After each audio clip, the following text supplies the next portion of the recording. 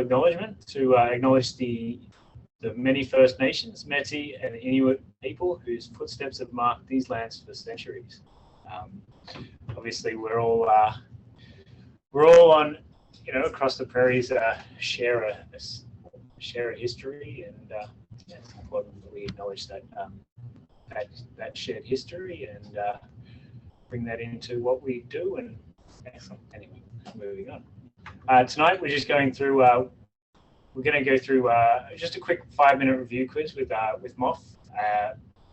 We're going to talk about volunteer recruitment and retention with myself. Unfortunately, our volunteer Manitoba counterpart wasn't able to make this evening, but she's given me some wonderful content. So the information is there, and I think it'll be a really valuable session. That'll be followed by a quick breakout room for 10 minutes to discuss that. Then we'll follow with Scott, again, our superstar, on succession planning. And then we'll talk about we'll have a breakout group around succession planning, and then we'll follow it up with Andrew from Saskatchewan with job descriptions and 10 minutes on personal development with Pete. I do apologize, I've been misled. We don't actually have any polls, so I guess we'll just get straight into the volunteer presentation.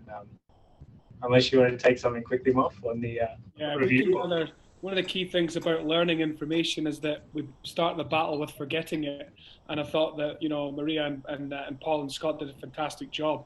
So I'm just going to ask, as we can just take in the first round, just use your chat function and just place in one major takeaway from Maria's presentation, one major takeaway from Paul's presentation, and one major takeaway from Scott's presentation. And if you can just pop that in the chat function now, we'll take about the next minute or so, probably digging deep. Maria, you probably know exactly what you shared on, so if you can maybe just comment on Scott's and Paul's, but maybe I would be really curious if you could also share just one of the most important thing that you think is important around governance. So we'd maybe just take a minute to do that. The most important thing about governance is documentation.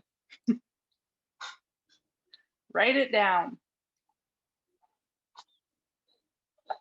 Not spell check on this chat function, so bear with me. I think I've spelled it right.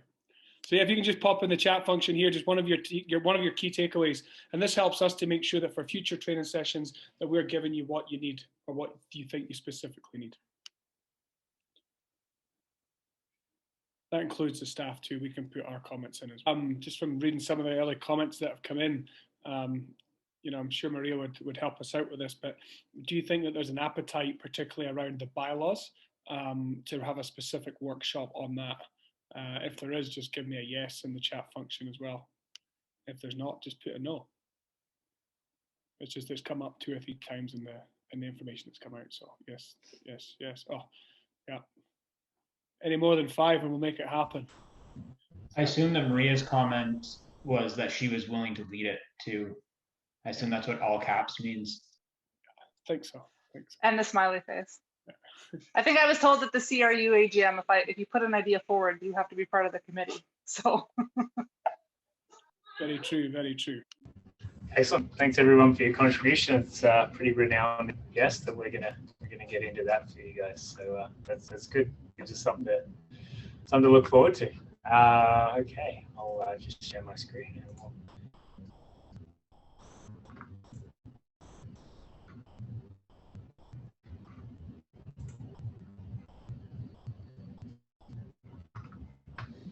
Okay, so like I said, this is just a quick introduction to volunteer management in 10 minutes. This is there are several great resources on this, great courses that you can take. They're all free, they're online. I would encourage you to take the time to do them because they're a wonderful resource, and I'll share them at the end of this presentation. Also, when we circulate the notes from tonight, we'll make sure that those resources are shared with you all. So just a quick overview of what we're going to talk about is we're going to define what's a successful program, and we're going to go over some of the common components of what a successful program looks like. We're going to just touch very, very, very briefly on the importance of risk management, and then we're going to go over some recruitment tips, some best practices of retention, and some recognition strategies. So as we get started. So the key thing in the jargon people in the volunteer sort of space talk about is the 3 R's of volunteer management: recruitment, retention, and recognition. And I've added a little one because risk management, that's sort of, you know, dirty and grey at the bottom, but it sort of underpins everything. It's the scary threat lurking beneath. But obviously recruitment, we're just trying to find people. Retention, we want to keep who we have. A huge problem in rugby is retention, both on the player side and the volunteer space. And recognition being, you know, thank you, you know, acknowledging great work when it's done. Excellent. So what makes for a quality volunteer program? Chuck your answer in the chat if you think you have an answer to that. There's no wrong answer, but I might have an idea that I've just shared with you. Like I said, just throw something in the chat. What you think makes for a valuable quality volunteer experience. Got fun for volunteers. That's a good one. Anyone else going to take that? Lots of volunteers to share the workload. Excellent. Yeah, there's a few around bank of volunteers direction. I like that. Accomplishing something important is a very good one, and value and appreciation. I think there's some pretty good answers there. So I think the most important thing in my research coming across this and my experience as well is having a clear volunteer plan and of course sticking to it. I think Jarrett McLaughlin put it in the chat that you know, there's a sense of purpose, or that was Larry, but direction for the volunteers. Knowing what you're doing is extremely important, and making sure that, you know, you're fulfilling what it is that you wanted to do. So, whoop, sorry, this is presenting, I guess. Bloody hell's going on here? My apologies. I'll just fix this up.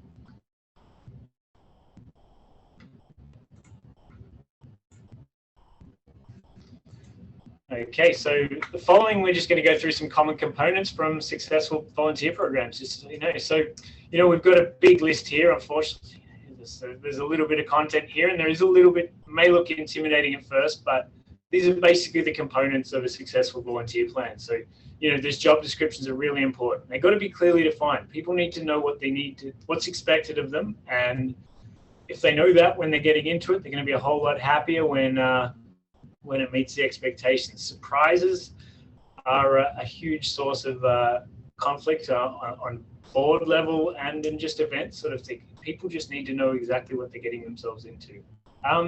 It's important to have a recruitment plan. So where and when are you going to advertise to recruit people, and why are they going to volunteer for your organization? And I guess each medium, you're going to have to change your targeted message for each medium. Unfortunately, there's no one-size-fits-all strategy that we'd like there to be, the magic bullet that, you know, this will get you volunteers. You just got to tailor it where you are. It may be, you know, you're targeting different age groups, different people want different things, you know. Key thing as well is that you should have an application form. Obviously, people typically initially will like to just take everybody and not really get to know your volunteers before they get in, and find out, you know, if they are a good fit for the organization. So an application form is a great way to first start the relationship with them, get an idea for why they want to volunteer, and hopefully that's the first sort of step that you can sort of determine, are they the right fit for the organization? Because ultimately these volunteers are the face of your organization, the face of your program, so you really need them to be selling what you're selling. Another great sort of way to expand on this is the interview. So you're going to further develop that relationship. You're going to ask them for their skills, their interests, and their experiences.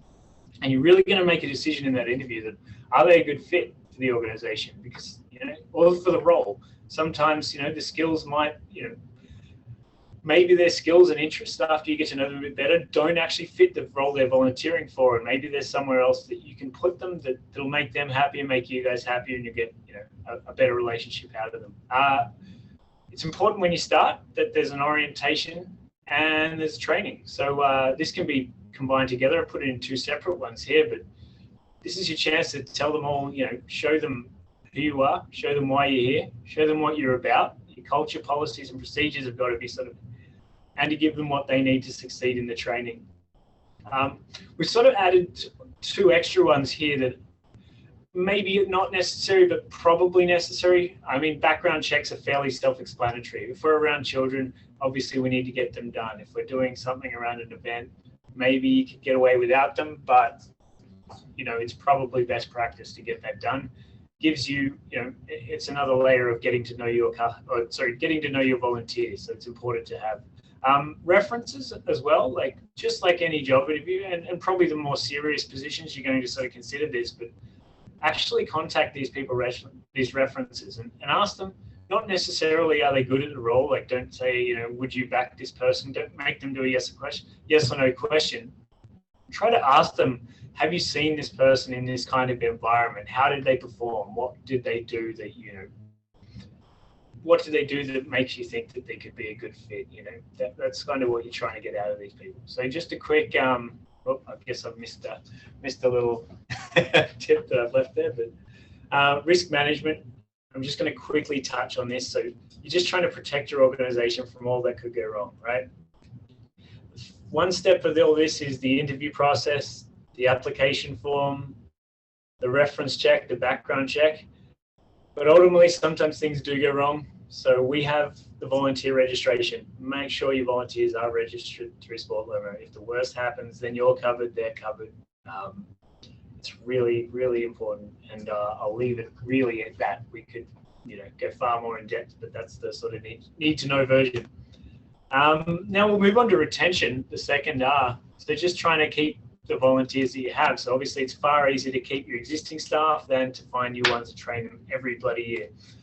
So why do some people leave and why do some stay? So there's three main categories that this is, three main categories. So what the first one, and this is the most common reason, or the most common category of why people leave an organization, especially a volunteer one, but paid staff as well. I mean, the organizational culture. You know, you want to make sure that you have a quality culture, just like the playing side of the game. You want a quality culture to attract players, it'll keep players. Same with your volunteers. Treat them well, appreciate them, those kind of things.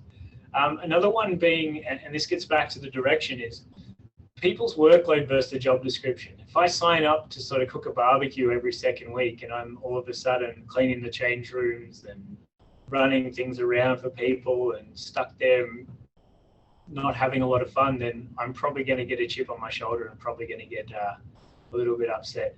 And that sort of applies to that time commitment as well. Be honest with it. If people like to know what they're getting into, and people deserve to know what they're getting into. Obviously, you can't plan for everything, but you know, just try and be as honest and open as you can. And if you have to change it, just let them know. Communication and style or lack thereof. Like some people need a phone call.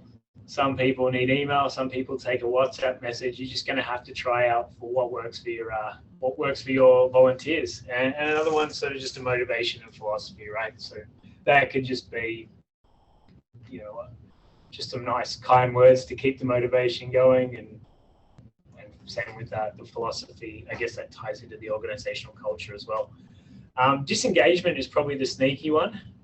It's all about maintaining the relationship, and this is a completely, this is just a huge one right now. Obviously, with COVID, we've had going on 2 years almost of no quality rugby yet. So this is going to be, it's extremely important to identify and address the signs of disengagement. So reach out to your volunteers, get in touch with them, ask them how they're doing. You know, obviously, right now more than ever, we're potentially going to have a season, and that's super exciting. But it's also just it's been a long time. We're sort of returning from a long way, as Scott said. It's not just a normal return. It's from quite some distance this time. So be mindful of that. And the third reason is just for, you know, circumstances we can't control, and that's just life happens, right? So, you know, some people have a kid and their volunteer commitments aren't there, and there's unfortunately nothing you can do about it. So don't beat yourself up. Now, the third part of our 3 R's is recognition. So again, there's no magic bullet to what people want. Every person is unique. So the best way to find out which way to thank them is just to ask them, what do you want to learn? What do you want to do? What do you want to see? And are we doing a good job of giving you that? doesn't have to, you know, most people don't actually want a big award ceremony or anything like that. They're just there to, yeah, to learn or do or see something. Some people just like to watch rugby, and this gets them the best seat in the house, right? If you're getting people to do professional work, pro bono work, make sure you recognize it meaningfully. A lot of effort does go into professional work, and it's a valuable thing. And if somebody's willing to give it to you that for free, try to do anything you can to whether that's sponsorship, promotion, publicity. You know, it's just it's good practice just to make them feel good about what they did and appreciate the fact that they may have given you a large value in kind donation just by helping out. Particularly around lawyers and policy is definitely one that definitely goes unappreciated. And the final sort of major one is don't underestimate the value of a personal gesture. Like, I can't tell you the amount of times that all the thanks I've needed to be a volunteer is just someone to pull me aside and say, thanks, appreciate you being here. Handwritten notes are another really good one, and those certificates are good because it gives you something to throw in a portfolio as well. Okay, I realize that kind of dragged on a little bit, but I hope the information was valuable. When we jump into the breakout rooms, we've got, what do we have, 44 people. So I guess that'll probably put us at about 10 breakout rooms, or 9 breakout rooms. So the first 3 breakout rooms, we're going to give you the question. So what tactics have you found useful for recruiting volunteers? So groups 1, 2, 3. Groups 4, 5, 6 are going to take what has kept you volunteering or what has made you leave a volunteer position. If you can't think of examples to yourself, pick an example you've seen in your club or somewhere else in your life. And 7, 8, 9, can you do the question, how have you seen volunteers be rewarded in a meaningful way? And if you can't think of any meaningful ways, think of some bad ways you've seen. And basically we'll get together, compile a list, and we'll share that list after we're done this presentation. Hopefully we'll have a really good toolkit for everybody to use in implementing their volunteer strategies. So if you can throw everyone in their groups now, we'll be good to go. What we'll do is in the groups 1, 2, 3, 4, 5, 6, 7, 8, 9, we'll have one of the groups from each particular question feedback. So I'll just pop in the chat group as we get going. So if I can just figure out right now, group 2, if you can report back, group 6, if you can report back, and group 9, if you can report back.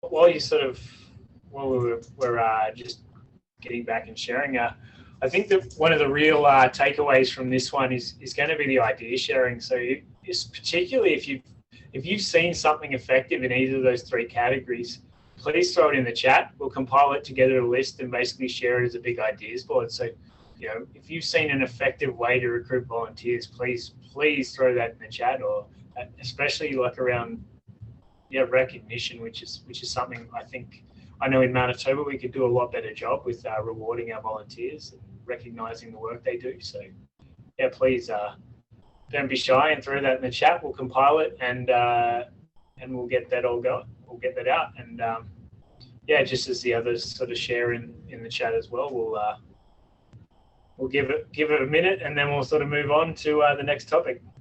Oh, sorry, did we ask them to speak? Apologies. Do we have the group 2's speaker? Is someone willing to step up from group 2? Yeah, I can share with the group. So yeah, we had some really great points in our group. So our question was, what tactics have you found useful for recruiting volunteers? So obviously, some of the examples were peer pressure, right?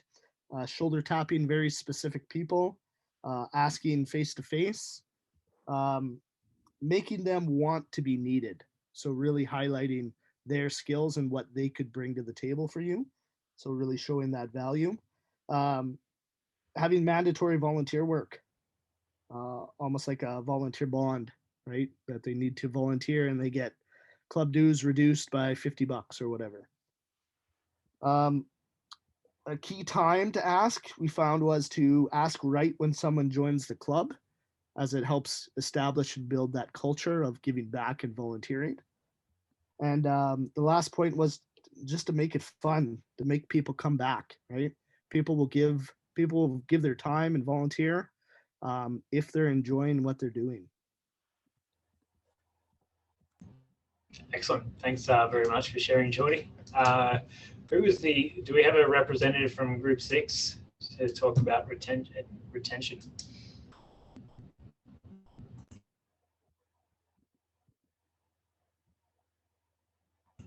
Going once. We talked about value to the organization, feeling valued as a reason to stay, being appreciated.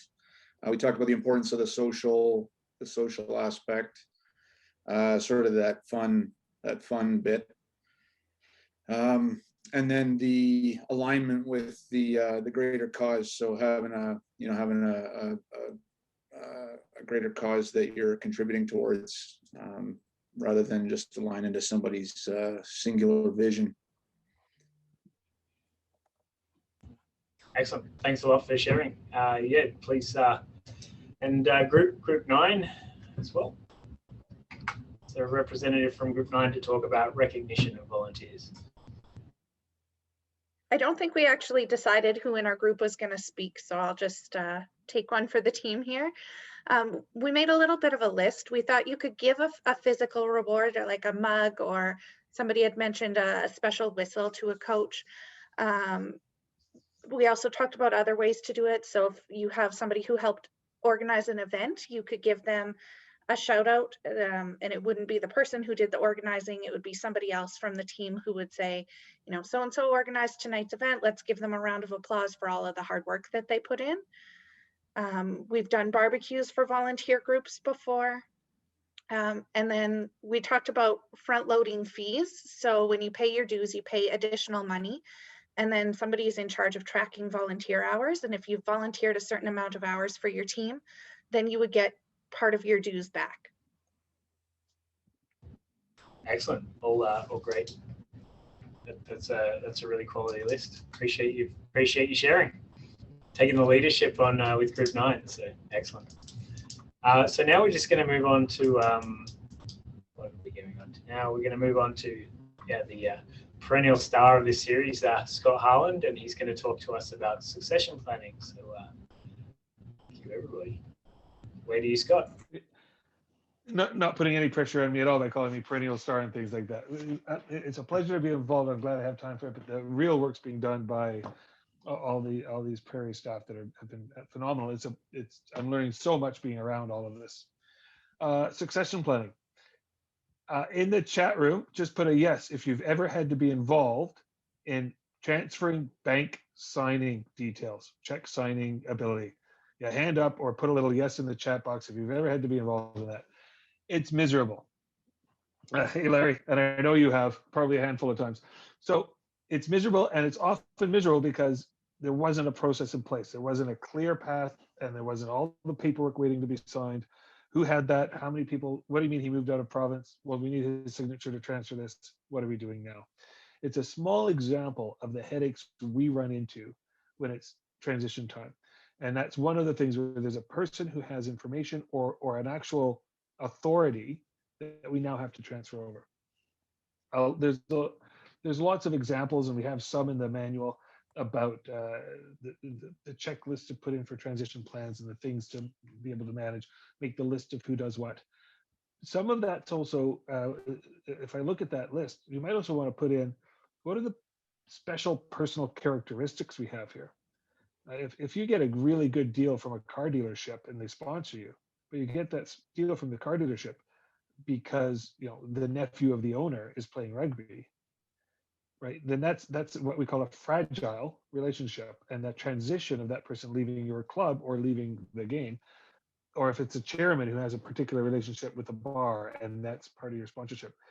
What we do transitions, not only what do we do to replace this person, what do we do to replace the relationships that person has? So there's one that we need talent and leadership positions. You want a chairperson who knows how to manage things and manage leaders and do those essential things. But then you also want to say, what relationships might this person leave? And we've created sort of a checklist for you to go through on some of the steps to take around that and how to plan ahead. One of the early things you probably would all want to do if you haven't done it lately is find out where your pressure points are for transition. And a pressure point being who might leave, who's tired, who's extremely important, right? Anyone that's extremely important. Oh, this is that great coach we have. They're coaching all 5 of the teams on this club. That's a pressure point. This is a risk. You'll want to find ways to diversify that role, make sure other people are learning from them, and that if one person decides to move to Belgium, everything doesn't fall apart. We used to say if one person gets run over by a bus, but people actually do get run over by buses, so we don't like to use that anymore, but no one that I know moves to Belgium. So we say that instead. So finding out the pressure points, find out who in your club. One of the ways to find out those pressure points is just ask them. Right. And we've got that personal succession plan document, but that's one useful to share with everyone in the club once a year, right? Have a little chat with them, right? This is one of the important roles for the chairperson. And I think people should ask the chairperson the same question. Check out with your key volunteers and say, how's it going? How much longer do you think you want to do this? What would help you keep doing it longer? Right? Oh, you think you've only got another year or 2 of this in you? Great. Now we need you to be part of a transition plan. And that's fine if someone says, oh, no, this is going to be my last year. Actually, can we make it your last year, but you're going to mentor 2 people in it next year, and you're not going to have to do much, but like just be around for them. So that part of the transition plan, too often people get burnt out, run away, and now we got someone else coming into it saying they didn't leave any paperwork, so I guess I'll just try to do the Sport Lomo registration from nothing, right? Another important person in the transition plan is whoever does that. Make sure they train others. So finding out the pressure points, finding out how you can either relieve them to keep them around long enough to do the transition, and then what makes a good transition process. And if we think about what makes a good player a prop, it's not by them watching props a lot, right? It's not by watching kickers. Get them doing stuff, right? You want to transition to someone else, give them some of the jobs, right? In a safe way where there's someone else around. Hey, you're going to be my assistant, but you're going to take it over this event. We need someone else to run our big event each year. You're going to take over all registration for the event. I'll help. I'll show you what to do, but you're mostly going to do it. Get them to do the things. The transition is handing over to someone ready. It's like a player. You've got someone coming up to your first team. Right? They came up through stages and they learned as they went, and then they were ready. We don't suddenly say, oh, our prop retired. You're a prop. Get in the first team. Well, some of us do, but it's a terrible thing to do to a young player. So finding ways to relieve that pressure and identify it is important. Create the documents, create your checklist of, hey, what is everything this person needs to know? And it's in the manual. All the lists of who are their contact details, how many hours a week do they spend on different things, what is their pressure time of the year, what tips and tricks are they going to pass on to the next person. Because the unfortunate thing is some people do just move to Belgium suddenly, and then we don't have this important documentation. So have a time of the year, off season, where everyone's just going to put down their 1-pager. Here's the important things about my role, so that someone could have it, put it up on a Google Doc, whatever it is, so that other people can carry it forward. Another part of transition is sometimes it's not just transition, but it's gaps in what you're doing to fill them. A pressure point for some people in roles is that they don't have the training they need. If you find out that your transition isn't satisfactory, like you don't have the talented person to fill the role like you had that's leading the role, then you might have to look at what other training is available, and you'll be surprised how much training is available for volunteers. As Patrick shared some of those documents, there's massive amounts of stuff out there, free courses to take, a lot of online and distance learning. There's a lot of people putting effort into helping this area because volunteers run the world. Like all these clubs and all the programs that we all enjoy, so many of them are volunteers, and there's good stuff out there for them to learn. But we don't often identify that we have a gap and can train to it. We often just say, oh, that person's not a very good treasurer. We'll see what the numbers are like in 2 years. Good to get them the training they need so that the numbers aren't a mess in 2 years. So that's me just throwing a few things out there. We have, of course, the handbook, which has some pretty good exercises in it. And I'd recommend using that personal succession plan for any of your volunteers, just having all of them do it and share it back. And I would put pressure on the chairperson. be the chair that cares. Call around your volunteers. You pick 1 month a year, pick December. Everyone likes a chatty time. So give 5 minutes per, and just check up on people so that they know that they're appreciated, that they know that, hey, someone wants to know how much longer I want to do this or what would make it better. It's an important personal touch. And then someone try and do it for your chairperson. I know we've got a lot to cover tonight. That was a quick ramble. So we're going to go to the breakout rooms. I'm going to change the questions just a wee bit. All the even numbered rooms. Oh, I better look at what did we task them with? What were the even numbered rooms going to be, Andrew, or who set those up? I don't have the document. I got it here. I was just trying to turn my mute on with the space bar. So odd numbered rooms, we have who are some candidates for future leadership roles and how do you make that happen? And even numbered rooms, we had what are the best uses for past leaders / executive members and how do we make that happen? I'll post those in the chat so that we're great. So they're in the chat. So I'm just going to tweak those a tiny bit. So for the who are some people potential leadership roles? So who are some of the young people around us? How do we get them? Let's ask the questions about what would it take to transition them into a good leadership role and get them valuable quickly. And it might be the type of tasks we give them. It might be who we attach them to for mentors. So it's not just a recruitment to transition, but some of it is the hook that they would be excited by. What do we think it takes for them to be excited about trying to move up the ladder? And then what are some things we can do for those who are retired from the game, who are leaving the game, who left the game? How can we bring them in to some of the roles we want? And what's the transition like for them? How is it different to transition our old vets into leadership roles compared to our young ones? So those are the two rooms. And I'll get those in here in a second. I'm just adding Scott's little twists here. Sorry for that, Andrew. No problem. They're good questions. But if they like the original questions more, they can have those too. And then we'll come back. I'm adding them all. I got a couple of rooms to share. We're just going to go with a short breakout, like 5 minutes, so that we can come back and share a few ideas of how do we move people up and keep them around.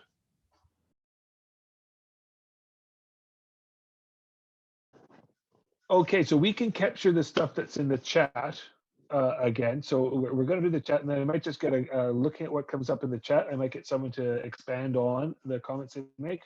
I did hear a few ideas about how to recruit the veterans around. It seems that, well, from some people's experience, those old retired players or the people who haven't been around for a while do want to come back for the social side of rugby that they miss.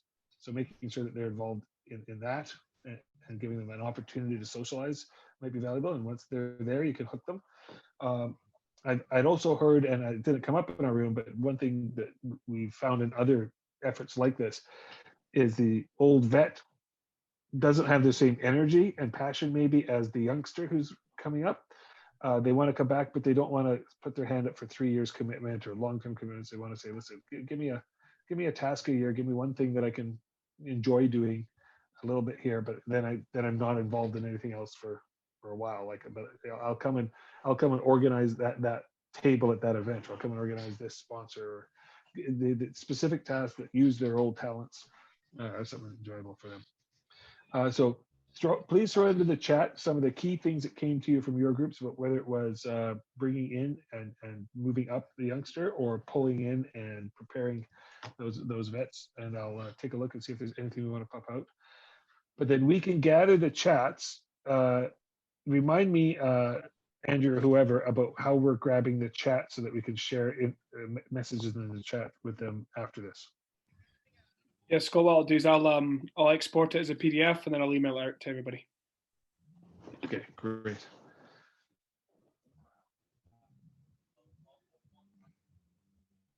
Intervene and support before there is any burnout.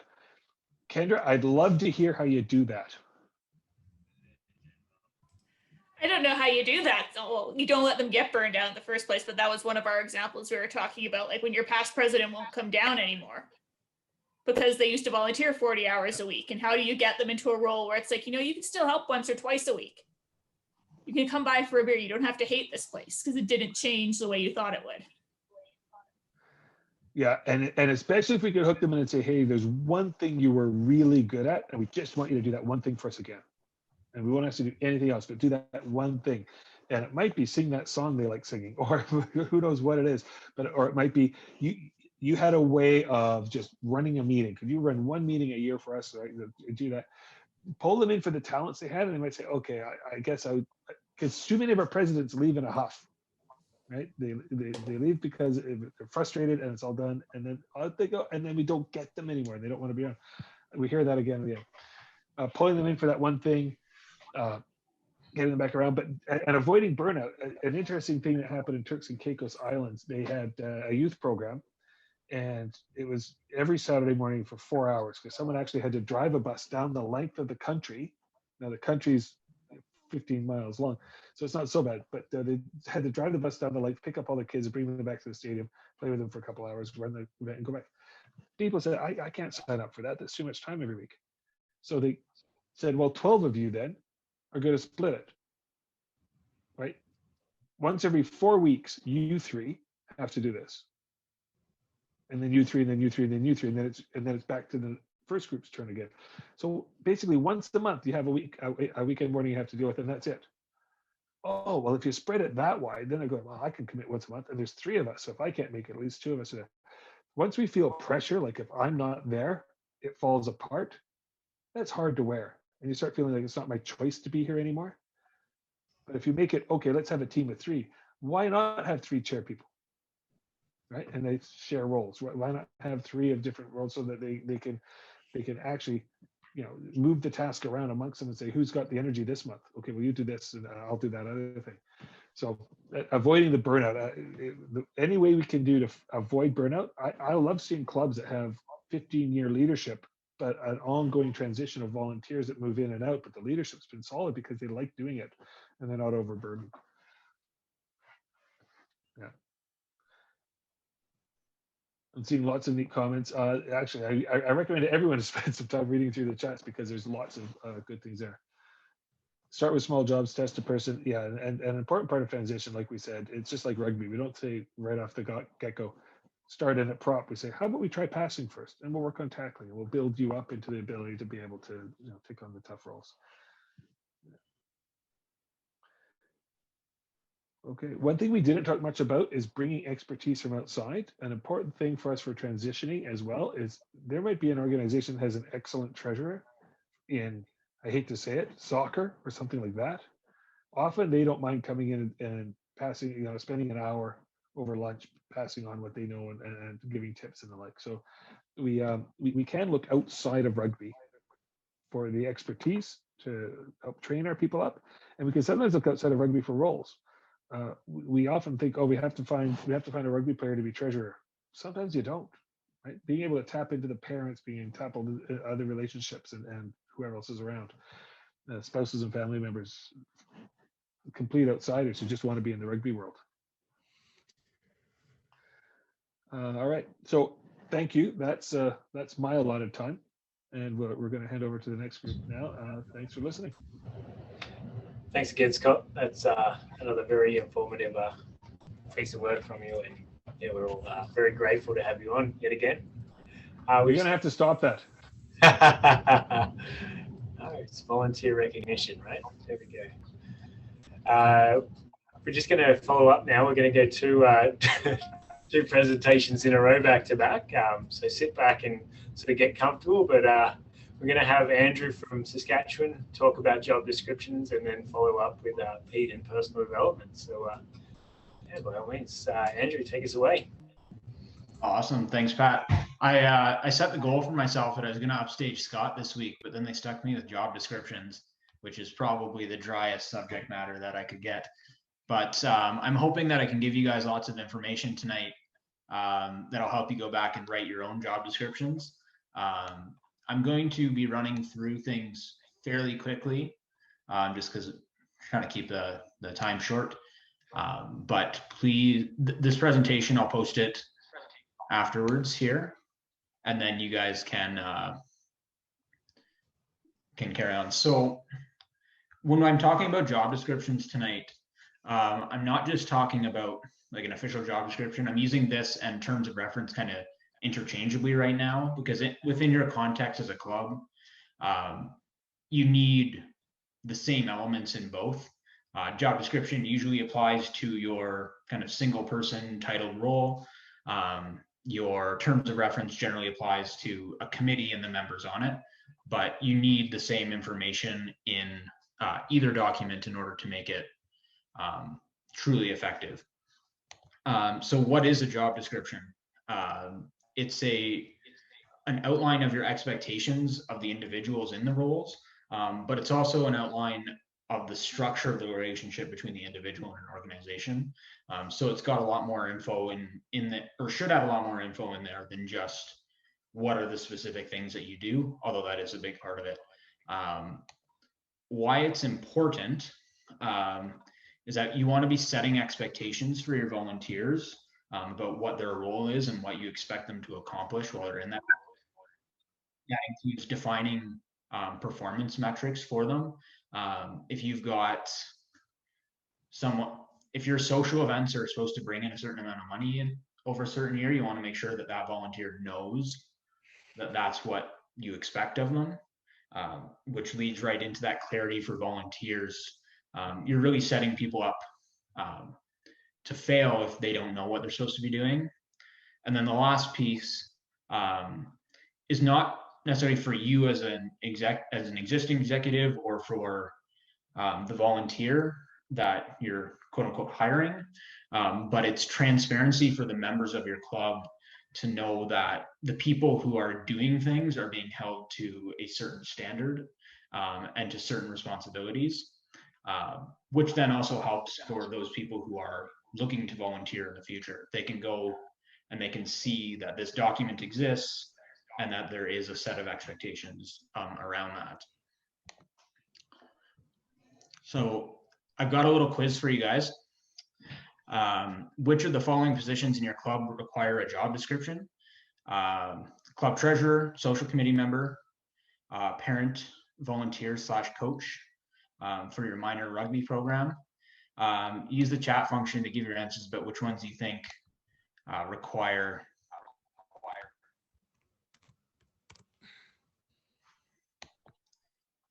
I can't see my chat here for a second. They're catching on, Andrew. They're catching on.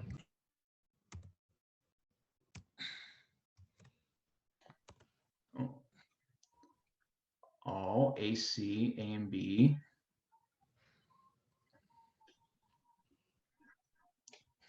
Okay.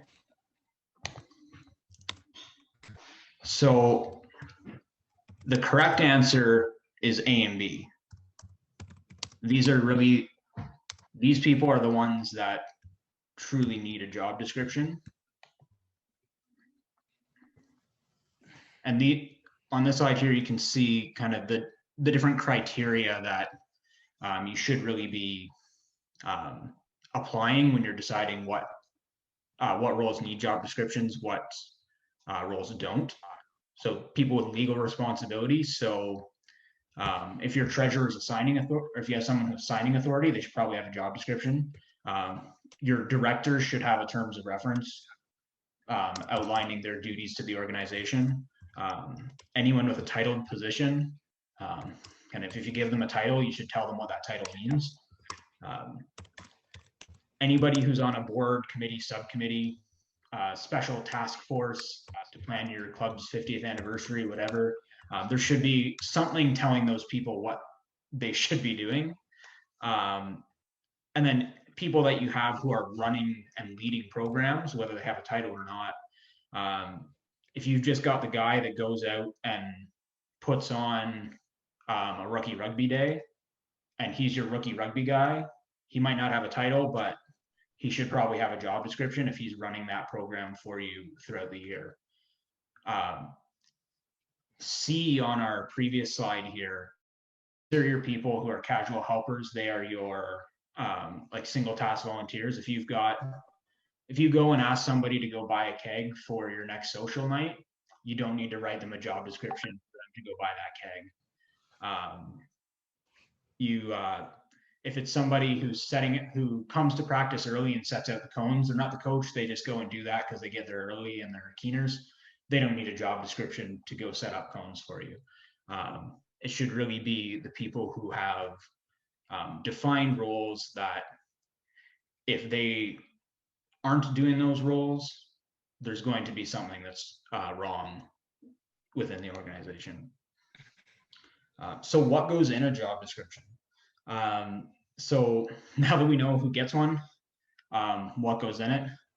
So I've got this list of 8 here. I'm not going to kind of speak to all of them right through, but you'll see in the sample job descriptions document that I've put in the resource folder, I've gone through and marked off, at least on the first sample, where each of these 8 are noted, so that you have an example of what qualifications and skills are required looks like within the context of a sample job description. These things I think are fairly straightforward. I will mention, like, reporting relationships, you want to make sure that that goes both ways. If you have a coordinator who reports to the president, but then also has others report to them, you want to make sure that that is the case as well. You want to note both of those both directions of that relationship. Okay. And then, so here are some do's and don'ts for writing job descriptions, kind of in reference to those kind of previous 8 points. Generally speaking, the do's and don'ts can be sorted into an overall philosophy of, you want to make sure that you're being kind of clear and honest with that communication. You don't want to hold volunteers to a standard that you haven't put in writing and explained to them. That's where your surprises come in. That's where in Patrick's presentation, when you talked about the kind of misalignment of expectations, that's where that comes in. If you write one thing in your job description and you don't hold that, or vice versa, where you try to hold them to something that they are not, that wasn't in the job description in the first place.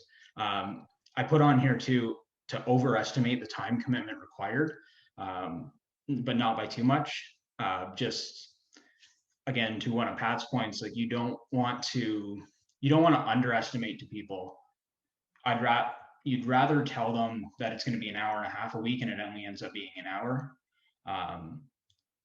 You don't want to do it too much. You don't want to scare them off, but padding that number is a lot better than underestimating it. And that's the same thing with, on the don't side here, don't make promises about benefits and compensation that you can't deliver on. Don't tell someone you're going to pay them an honorarium for coaching the team and then go back on that. I don't think I've heard of a quicker way to get rid of a volunteer than tell them that you're going to pay them money and then not. So, but again, I'll post these online on the resources portal here as well, so you guys can access them. Kind of a question, I think a big question that comes up is, does format matter? What does it have to look a certain way? Does it have to be a certain way? And the answer to that is no. You can decide for your club what your job descriptions look like, what format they're in, but they should be meeting these 3 conditions that we have on the screen. It needs to be understandable and functional.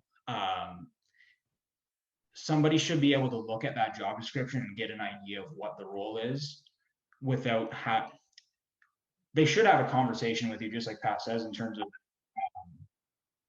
a interview or an application, but it shouldn't be, they shouldn't need to go back to the president and say, well, I read this job description online, but it only tells me half of the role. What's the other half? They should get the full role, and then they can come to you and ask you kind of more in-depth questions about it. Condition number 2, again, I've emphasized this a few times, like, it has to be comprehensive. It shouldn't just be a summary. Like, a one-line job description of the social coordinator plans social events for the club. That's not a job description. That's what you tell somebody who's never heard of a social coordinator before.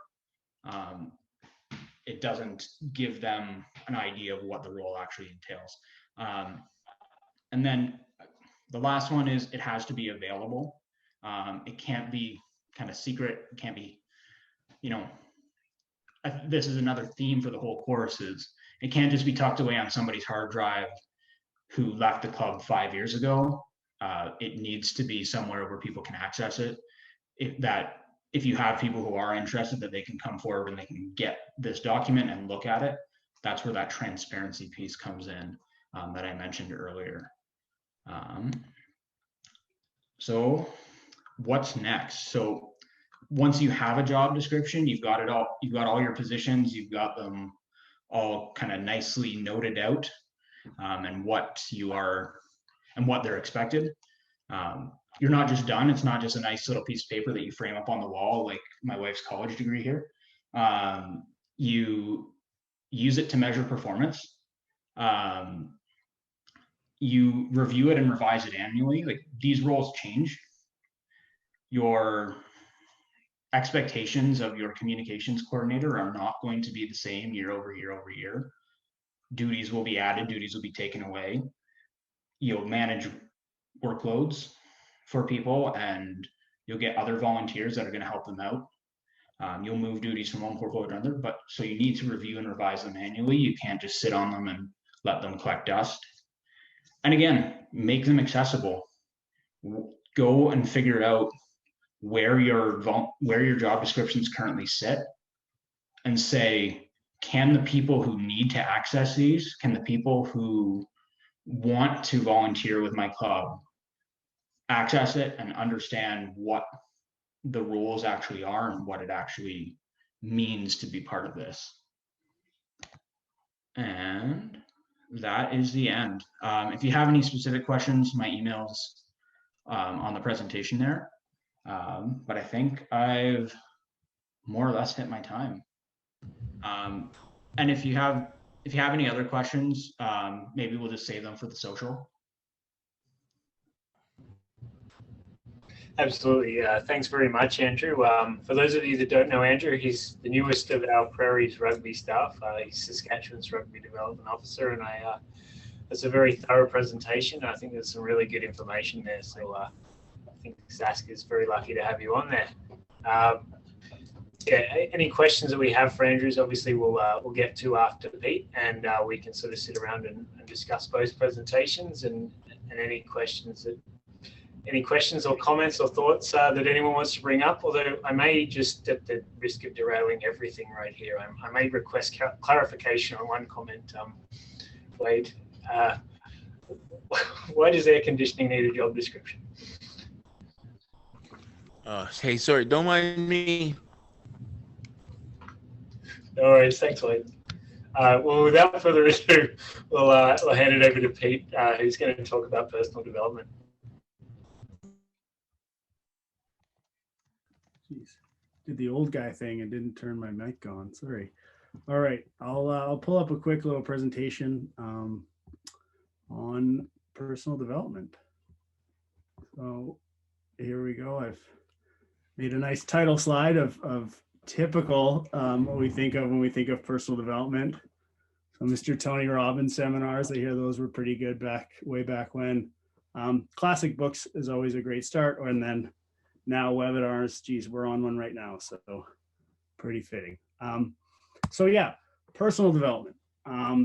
Like anything, it's a lifelong process, and it's a way, right, that we can develop our skills and try and maximize what we do. So in a context of a rugby organization, right, if we develop people from minis or just even those ideas of good people make good athletes, then we're hopefully putting them on the start to a personal development journey to become our club members that are on boards and people like yourselves.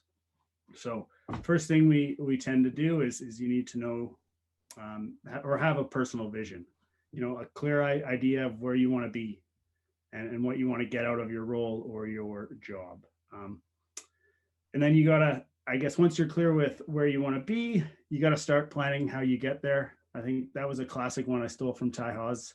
If he's still on the meeting, he always used to preach that in his academy. You can't go somewhere if you don't know where you've been. And moving on, so recording your personal development. So this is the part I'm going to talk about the most and just show you a couple options. I think I'm really on the call because I found I was on a webinar where it talked about a unique way to present your personal IDP or your personal development plan. And I think Graham really liked it. So I think I've been thrown on a couple meetings and had to share it. So here's probably one of my better versions of it coming up in a sec. And one more, go after this one. Yeah, one more, perfect. So again, so once you've made it, then you got to be able to review it and learn from those experiences. And I think the more regularly you can review it, the better.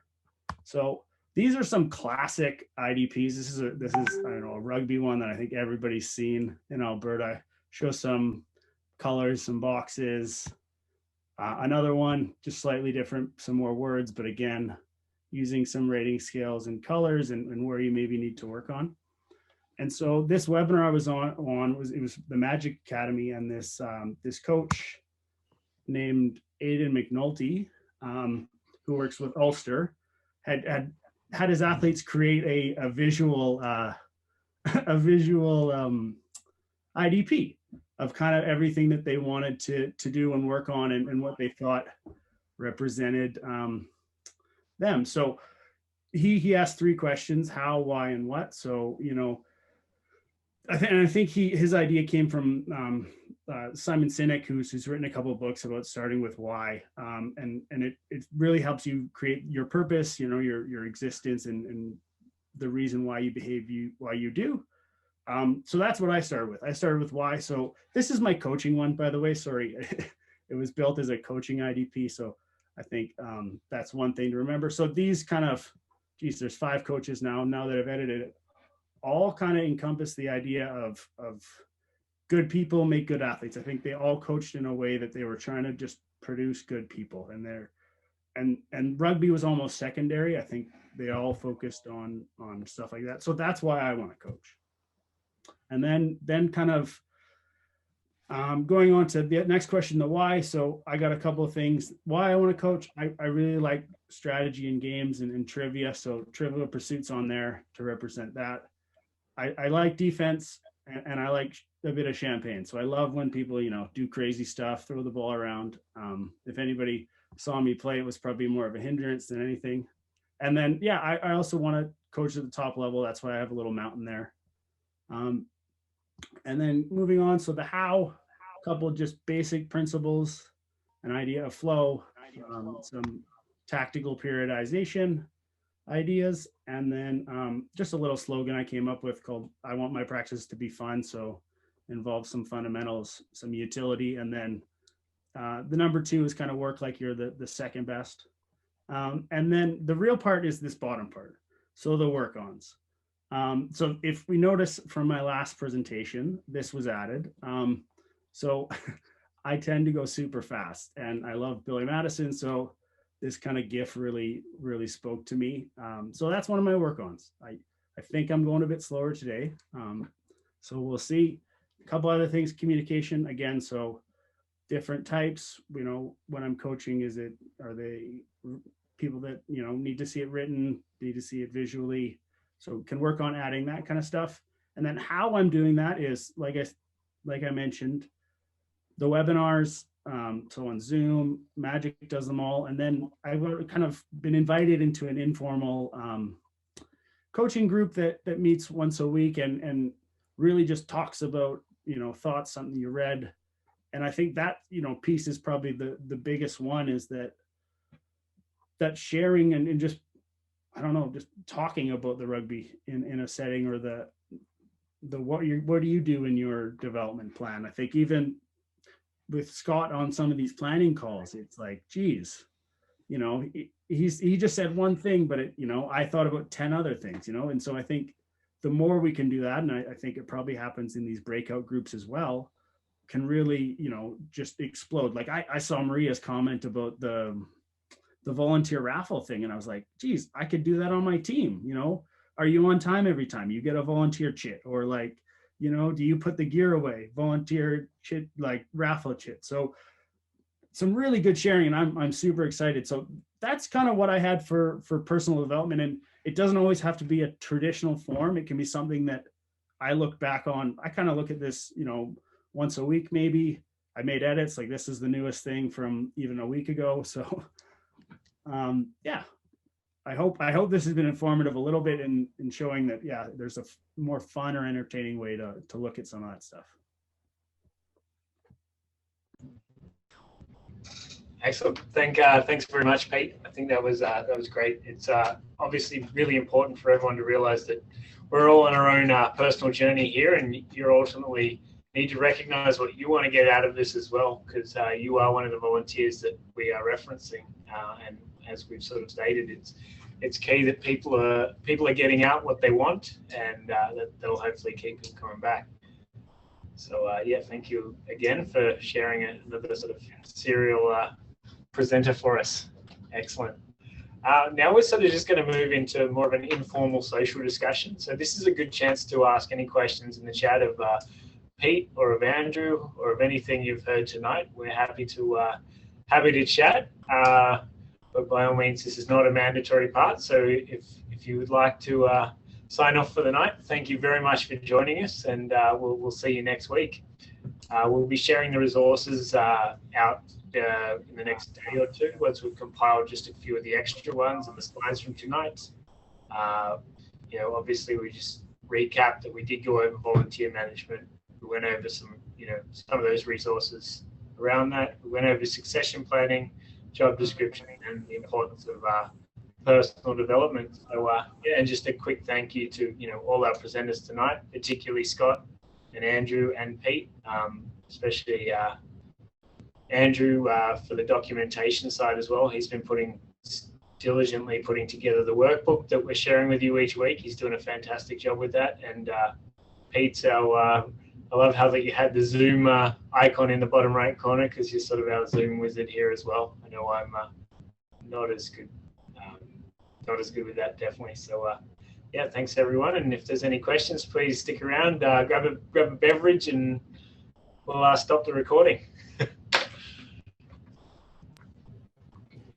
Thanks a lot, everybody. Thanks. I'll just take the opportunity to put bold print and bigger font size on something that Andrew shared in his volunteer stuff. That's something we found really valuable when we're having trouble getting people to put their hand up for volunteering. And a couple of things he mentioned in the dues section are really worth paying attention to. Have a limited time on how long you're asking people to do the work, and a limited job that they're being asked to do. Hey, I'm going to need you to do this for 3 Sundays, and that's it. And if you do that, then they might say, okay, I can give you 3 Sundays. If you say, hey, would you be our secretary? No one wants to do it because it sounds like this, and it turns into this massive job. Hey, I need you to do 2 Sundays a month of writing up our minutes. It'll take an hour, both Sundays. Okay, put a time limit around it, put a duration on it, and we're only going to need it for 6 months or 9 months. And if you really like it, you can do it another 9 months, but we're only going to put that time limit and tell them specifically what they're going to do, and that they won't be asked to do anything else.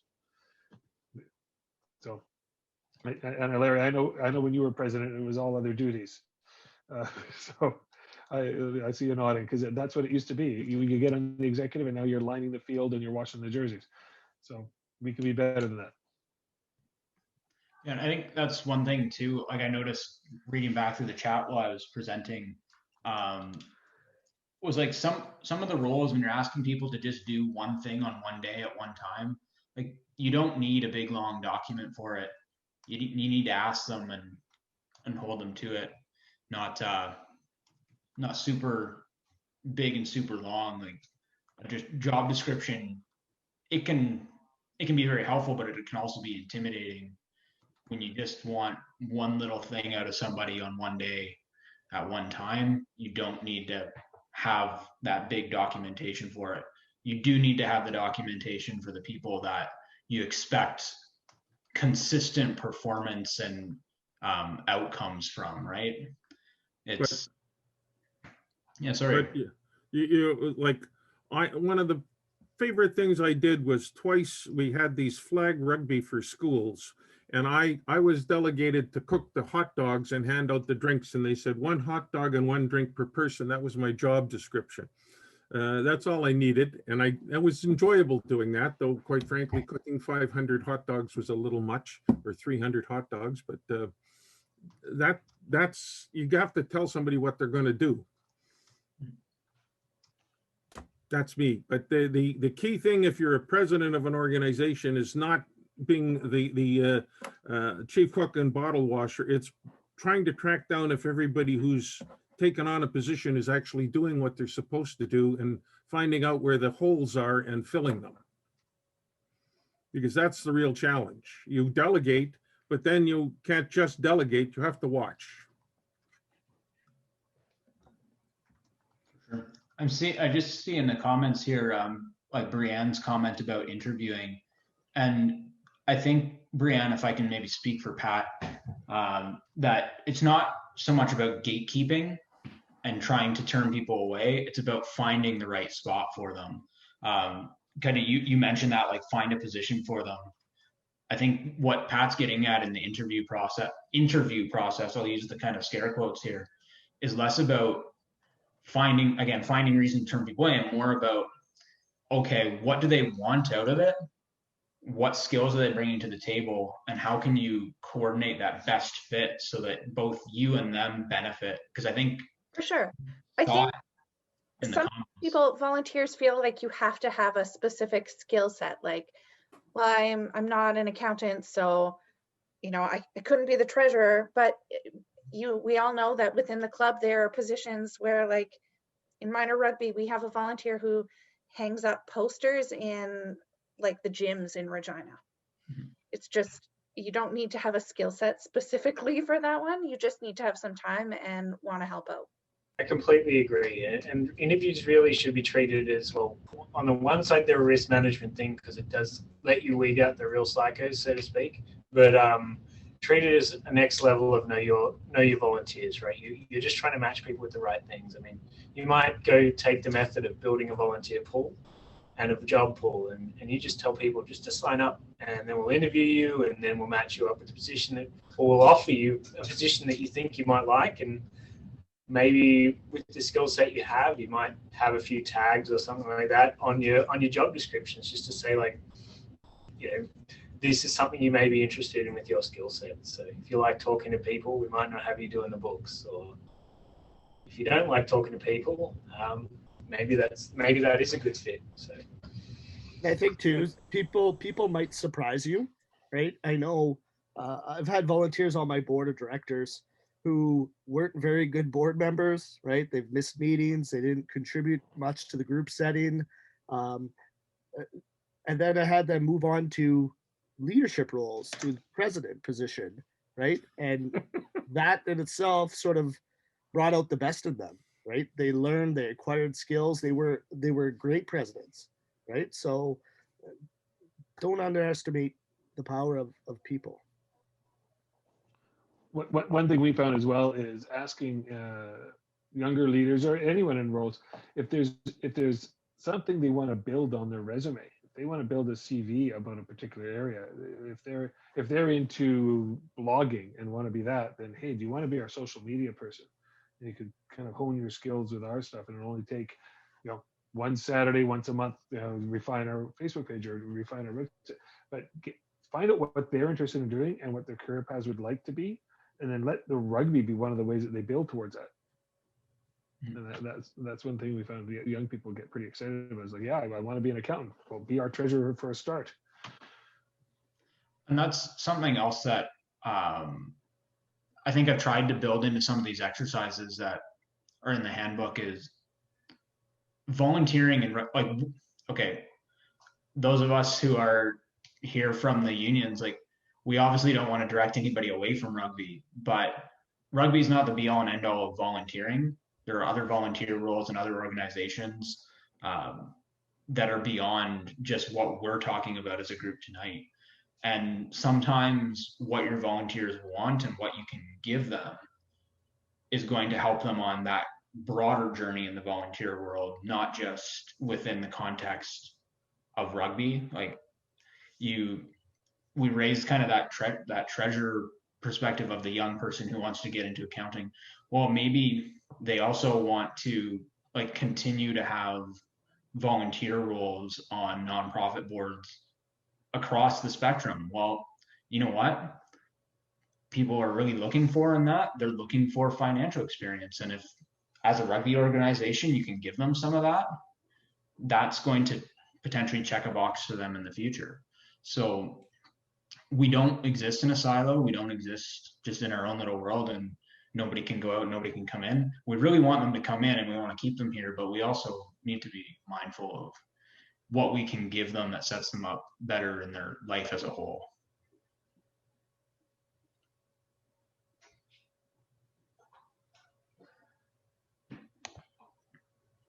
But training volunteers is training volunteers for positions is similar to guys who come out for the first time to play rugby. You don't know where they're going to fit in, and you personally, quite frankly, they're usually not fit enough to play a long game. And I'm not working. What are you talking about?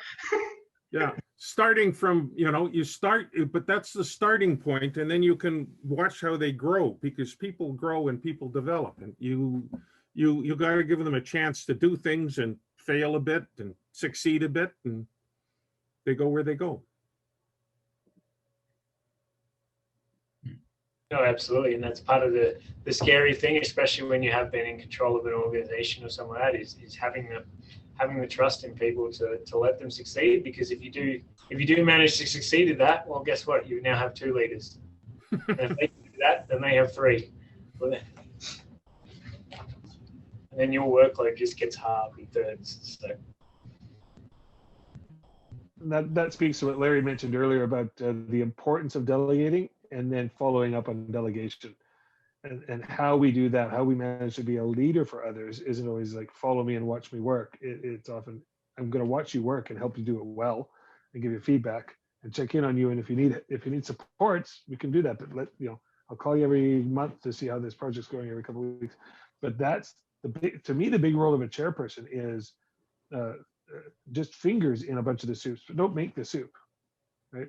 Taste the soups and give advice on the soups, and then let the people make their soups and just have them and see what they need, see what ingredients, what help they need, to stretch a metaphor far too far.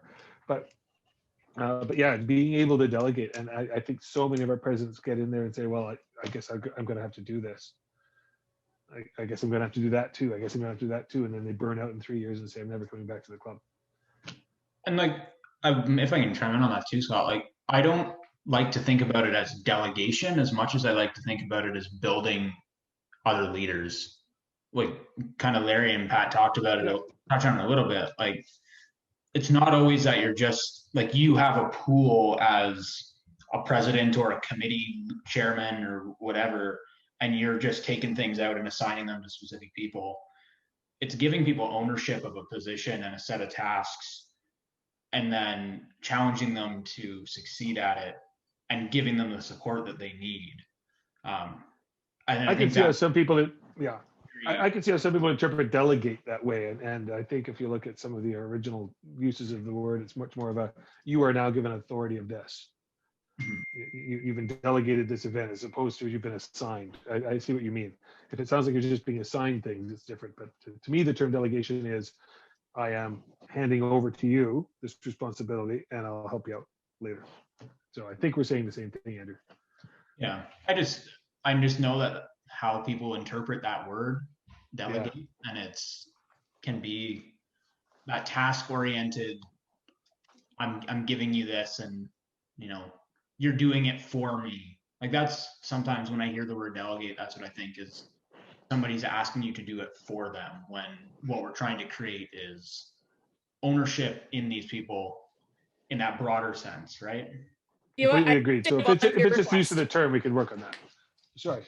I just did a volunteer request that was like that, where I was like, can we get somebody who wants to go over gym reopening regulations and really dig into what's required and all the measures we're going to have to meet for COVID, because we're getting lots of questions and nobody wants to volunteer when I have this big ask. because I'm saying who wants to be responsible for this, who wants to take on this. But then lots of people, they're giving me their little bits of feedback. I'm like, yeah, we've basically solved this here now. And we're in a better state, but nobody wants to be formally in that role. How can you perhaps break it down into smaller things? I don't know if you remember, there was a little graph I had in my first presentation, week one, and it was about when things get done and the motivation sort of side and abilities on one side, and I can't remember what the other axis was actually, sadly, but you either have to increase their abilities or simplify the task, basically. So that's yeah, so it was this big long list of all the things. Well, I mean, that's sometimes what it takes. It's instead of being the person who goes over all of our policies. I mean, I had an unemployed engineer come in and look at some of Rugby Manitoba's policies this week, just because he said he's bored. I'm sitting at home waiting for my next job to start. So what have you got for me? He wouldn't, if I had said, come join the board, not a chance. Or if I had said, come join a committee, not a chance. But, just however you can break that down and be creative as well, but easier to sell a very, very small time commitment. I think just on kind of echo Scott's point a little bit, I know in coaching stance now we're saying like, how can we go and co-coach? I'm not going to come and assess you coach and give you feedback because it's a pretty uncomfortable environment. So is what we're kind of saying now is, hey, let's work together on the session. How, what do we need to do? And we change the narrative to it's all like we. How can we improve this? What did we do really well tonight? Oh, I thought we were excellent in this. Hey, do you think that we could improve on this? I just shown a bit of vulnerability. I really thought I could maybe ask better questions. What did you think of my question? And I just trying to create that safe dynamic and that safe relationship. And I think it'd be no different than, one of the questions that came up in a recent meeting we had at our coffee club that Pete was referencing was a woman called Amy Price. And she just said, what do you need from me in order to improve in this particular area? And I thought, which is quite a good question, like, because if I can help you, I will. If I can't, who can I find and who can I connect you with that can help you get better? Because we don't have to hold all the answers. We don't have to be the expert of everything or the holder of all knowledge. Certainly true in our case. Pete's got way more knowledge than me, so it really helps me in my job. I think this webinar series is a great example of that, what you just said, Mark. Kendra, one thing we find is people sometimes don't want to be told they're going to have to go find answers, but they like being asked what answers they already have. One way that I've seen successful asking of that or filling of that role is, hey guys, does anyone know what we're supposed to be doing about this policy right now? Yeah, and then you're gonna get, here's all the COVID stuff and who can be in charge of this. And as soon as I sent it down, got some replies, I was like, that was not the way to get anybody to actually take this on. Yeah. Does anyone know what we're supposed to be doing? Has anyone looked at this? And then people who have any knowledge are going to say, I get to have some knowledge now. I'm going to step forward. And all of a sudden, they're doing the job for you. Yeah. But we're at the spot where we need to be. It's like, yeah, okay, we have consensus that we're staying closed. We do not have the capacity to take this on. Yeah.